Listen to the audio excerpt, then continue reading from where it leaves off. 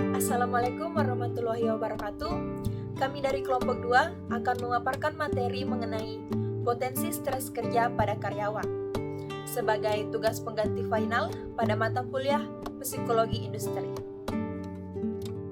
Sebelum melangkah ke penyajian materi, saya akan memperkenalkan anggota dari kelompok 2. Yang pertama yaitu Muhammad Arham Hidayat, Ikomang Mirawardani, Nabila Salsabila Suparman, Nur Aziza, Andi Muhammad Rida, dan Nadia Salsabila Arifah S. Berikut merupakan pemaparan materi dari kelompok kami. Baik, di sini saya akan menjelaskan tentang apa itu stres kerja. Nah, sebelum saya menjelaskan tentang apa itu stres kerja, di sini saya akan menjelaskan definisi stres terlebih dahulu. Stres adalah respon tubuh terhadap tekanan atau tuntutan baik fisik maupun mental yang dapat memicu reaksi biologis, psikologis, dan perilaku. Stres muncul ketika seseorang merasa tuntutan atau tekanan melebihi kemampuan adaptasi mereka. Stres dapat bersifat positif jika menggerakkan seseorang untuk berkinerja lebih baik, tetapi stres berlebihan dan terus-menerus dapat berdampak negatif kepada kesehatan fisik dan mental. Selanjutnya saya akan menjelaskan tentang stres kerja. Stres kerja adalah perasaan tertekan yang dialami karyawan dalam menghadapi pekerjaan. Stres kerja sebagai kondisi yang muncul dari interaksi manusia dengan pekerjaannya serta dikarakteristikan oleh manusia sebagai perubahan manusia yang memaksa mereka untuk menyimpan dari fungsi normal mereka. Bisa dikatakan bahwa stres kerja adalah umpan balik atas diri karyawan secara fisiologis maupun psikologis terhadap keinginan atau permintaan organisasi. Stres kerja merupakan faktor-faktor yang dapat memberi tekanan terhadap produktivitas dan lingkungan kerja serta dapat mengganggu individu. Jadi di sini saya akan menjelaskan materi tentang jenis-jenis stres. Yang pertama itu dalam jenis-jenis stres itu ada yang pertama itu eustress atau good stress. Merupakan stres yang menimbulkan stimulus dan kegerahan sehingga memiliki efek yang bermanfaat bagi individu yang mengalaminya. Contohnya seperti tantangan yang muncul dari tanggung jawab yang meningkat, tekanan waktu, tugas yang berkualitas tinggi. Yang kedua itu adalah distress. Merupakan stres yang memunculkan efek yang membahayakan bagi individu yang mengalaminya, seperti tuntutan yang tidak menyenangkan atau berlebihan yang menguras energi individu sehingga membuatnya menjadi lebih mudah jatuh sakit. Yang ketiga ada hyperstress, yaitu stres yang berdampak luar biasa bagi yang mengalaminya, meskipun dapat bersifat positif atau negatif. Stres ini tetap saja membuat individu terbatasi kemampuan adaptasinya. Contohnya adalah stres akibat serangan teroris. Yang keempat atau yang terakhir ada hipostres. Merupakan stres yang muncul karena kurangnya stimulasi. Contohnya stres karena bosan atau karena pekerjaan yang rutin. Akan menjelaskan gejala-gejala stres pada karyawan, di mana seseorang akan mengalami gejala stres yang positif seandainya mendapatkan kesempatan untuk naik jabatan atau menerima hadiah. Sebaliknya, jika individu merasa dihambat oleh berbagai sebab di luar kontrol dalam mencapai tujuannya, maka seseorang akan mengalami gejala yang stres yang negatif, di mana Bert dan Netwan menyebutkan gejala-gejala stres itu ya terbagi ada 3. Yang pertama yaitu gejala psikologis. Gejala psikologis itu seperti kecemasan, perasaan frustasi, sensitif, dan mendapatkan komunikasi yang tidak efektif, perasaan terkucil dan tersaing, dan juga menurunnya rasa percaya diri. Yang kedua yaitu gejala psikologis, di mana gejala psikologis ini seperti meningkatnya sekresi dari hormon stres, gangguan gastrointestinal, atau meningkatnya frekuensi dari luar fisik atau kelelahan secara fisik. Nah, yang ketiga itu gejala perilaku, di mana gejala perilaku ini seperti menunda pekerjaan, menurunnya prestasi, meningkatnya penggunaan minuman keras, perilaku sabotase dalam kerjaan, perilaku makanan yang tidak normal, dan juga menurunnya kualitas hubungan interpersonal dengan keluarga dan teman, dan juga kecenderungan untuk melakukan bunuh diri. Nah, itulah penjelasan saya tentang gejala-gejala stres pada karyawan.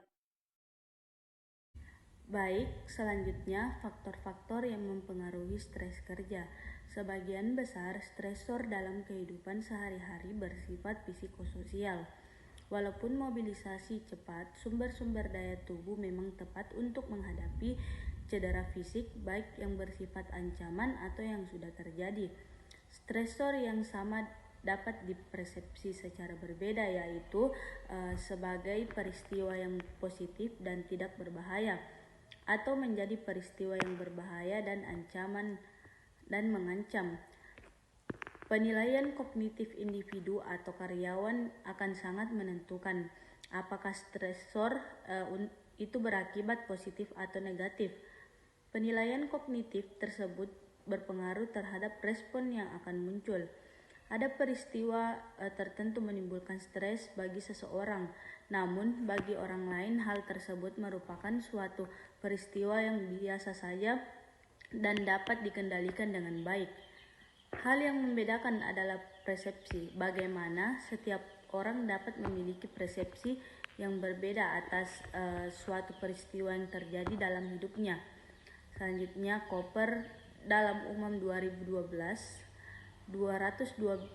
sampai 214 faktor yang mempengaruhi stres kerja diantaranya.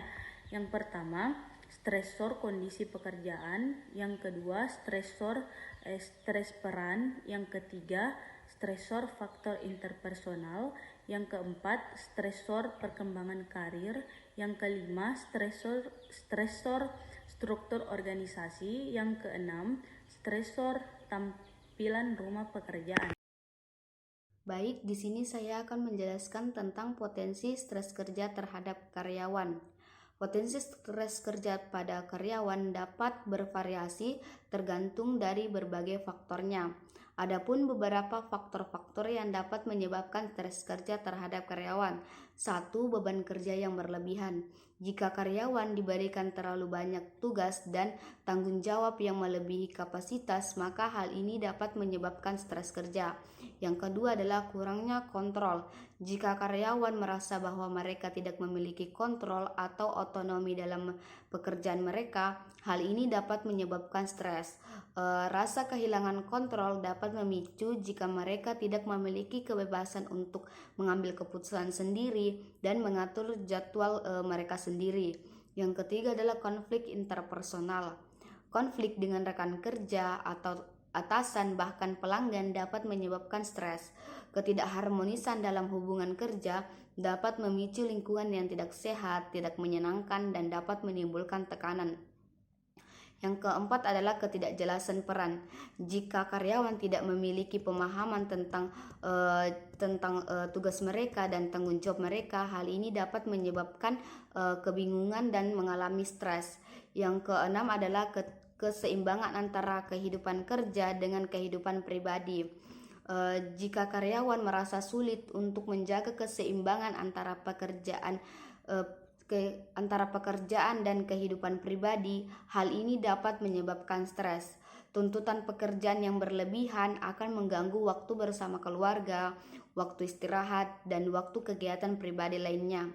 Yang ketujuh adalah kurangnya penghargaan dan pengakuan. Jika karyawan merasa bahwa upaya untuk mereka tidak dihargai atau diakui, hal ini dapat menyebabkan stres kerja. Pengakuan yang tepat dapat meningkatkan motivasi dan kepuasan kerja. Itulah tadi beberapa faktor-faktor terhadap stres kerja. Maka pentingnya bagi organisasi atau perusahaan untuk mengidentifikasi faktor-faktor stres ini dan mengambil langkah-langkah untuk mengurangi stres kerja. Hal ini dapat melibatkan pengaturan beban kerja yang seimbang, memberikan pelatihan dan dukungan yang tepat, mempromosikan komunikasi yang baik, dan menciptakan lingkungan kerja yang sehat dan mendukung. Baiklah, untuk materi yang terakhir yaitu mengatasi stres kerja. Nah, seperti yang telah dijelaskan oleh rekan-rekan saya sebelumnya, stres kerja itu merupakan masalah umum yang dapat mempengaruhi kesejahteraan dan produktivitas karyawan.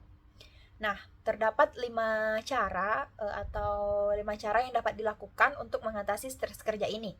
Yang pertama yaitu identifikasi penyebab stres. Nah, di sini cobalah identifikasi faktor-faktor apa saja yang menyebabkan stres kerja di tempat kerja. Baik itu faktor seperti beban kerja yang berlebihan, konflik interpersonal, kurangnya dukungan, ataupun kurangnya keterlibatan dalam pengambilan keputusan. Yang dimana dengan mengetahui faktor-faktor penyebabnya, maka kita dapat mencari solusi yang tepat dari masalah yang terjadi. Yang kedua yaitu kelola waktu dengan baik. Nah, di sini alangkah baiknya buatlah jadwal yang teratur dan prioritaskan tugas-tugas yang penting. Kemudian hindari menumpuk tugas atau pekerjaan serta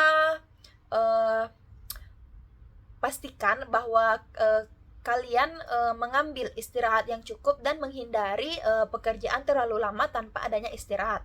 Di sini memanajemenkan waktu itu sangat penting.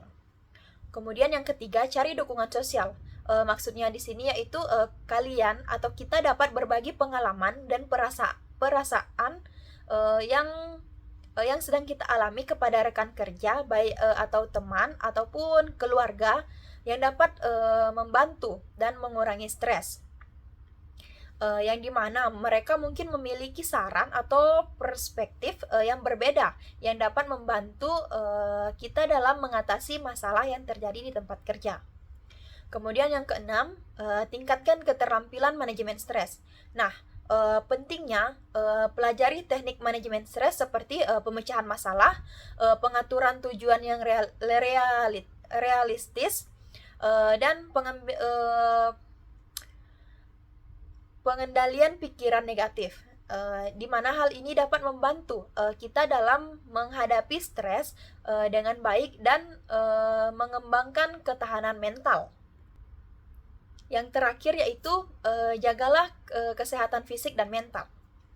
Di sini pastikan kita atau Anda menjaga pola makan yang sehat, tidur yang cukup, dan menghindari kebiasaan yang merugikan seperti merokok ataupun mengonsumsi alkohol yang berlebihan. Di sini juga jangan ragu untuk mencari bantuan profesional jika kalian atau Anda merasa stres terus-menerus atau mengalami masalah kesehatan mental. Nah, jadi stres kerja yang terjadi pada karyawan itu merupakan hal yang perlu diperhatikan, perlu mendapatkan perhatian khusus, yang dimana dengan adanya stres kerja ini tentunya dapat mengurangi produktivitas suatu perusahaan. Itulah tadi pemaparan materi dari kelompok 2 mengenai potensi stres kerja pada karyawan. dengan wassalamualaikum warahmatullahi wabarakatuh. Sekian dan terima kasih.